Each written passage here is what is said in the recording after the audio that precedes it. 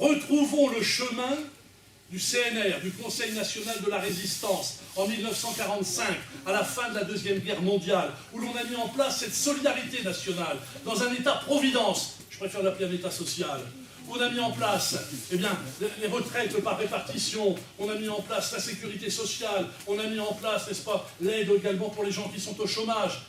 Pourtant, en 1945, la France était à genoux, la France était exsangue, la France était meurtrie, la France était détruite.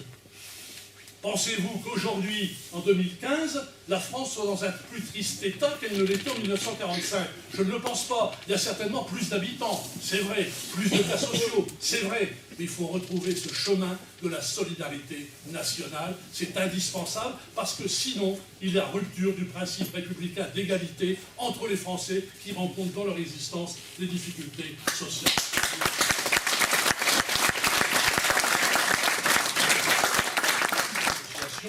Mais pour ce qui me concerne, j'ai toujours dit la loi, toute la loi, il n'y a rien que la loi.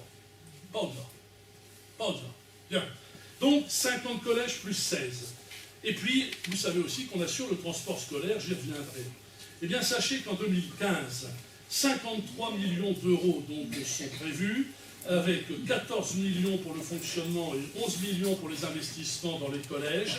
Le transport scolaire représente une dépense de 27,6 millions d'euros, presque 30 millions d'euros. Et nous faisons partie des 30 derniers départements français qui assurent la gratuité des transports scolaires de la maternelle jusqu'à la 3e. Il n'y a plus que 30 départements en France qui le font. Les autres demandent une participation ou des familles, ou des communes, ou des syndicats scolaires. Et si nous avons maintenu, difficilement, mais nous l'avons maintenu, c'est en tenant compte de deux choses. La précarité d'une bonne partie de la population.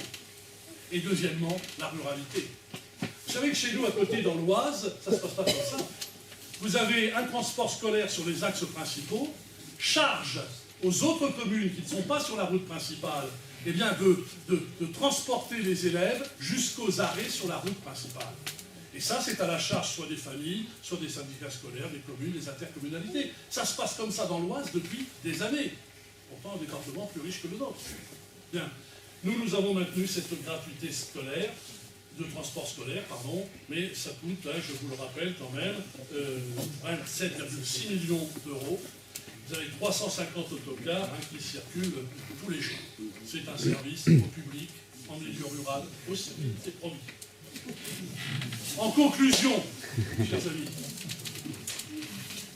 nous avons deux principaux adversaires.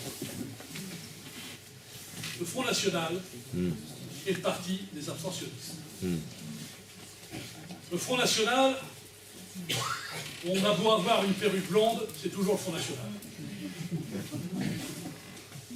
On a beau mettre une sorte de vernis, n'est-ce pas, social, c'est toujours le Front National. C'est une idéologie fondée sur la haine, sur le rejet de l'autre.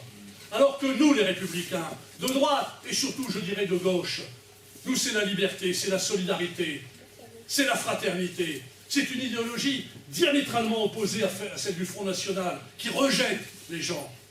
Rien que pour ça, il ne faut pas voter Front National. Alors j'entends dire, oh mais attendez, on a essayé la droite, on a essayé la gauche, ça n'a pas marché, on va essayer le Front National. Mais c'est jouer avec le feu, c'est jouer les apprentis sorciers.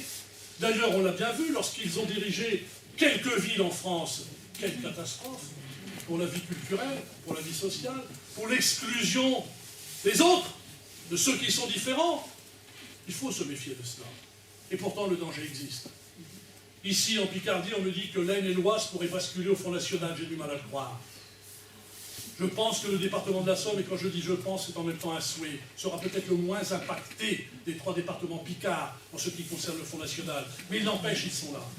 Les jeunes, bien souvent parachutés. Moi, je sais qu'il y en a qui viennent de Nîmes, c'est ceux de Moreuil, je crois, de Noyon, à Doulan, n'est-ce pas, ce sont des candidats de Paris. Et d'ailleurs, leur programme, il n'y en a pas. Moi, j'ai vu les tracts, vous les avez peut-être aperçus. Ces tracts, c'est non à l'islamisme, c'était la guerre du djihad, etc. Il n'y a que ça. Mais le propos n'est pas là.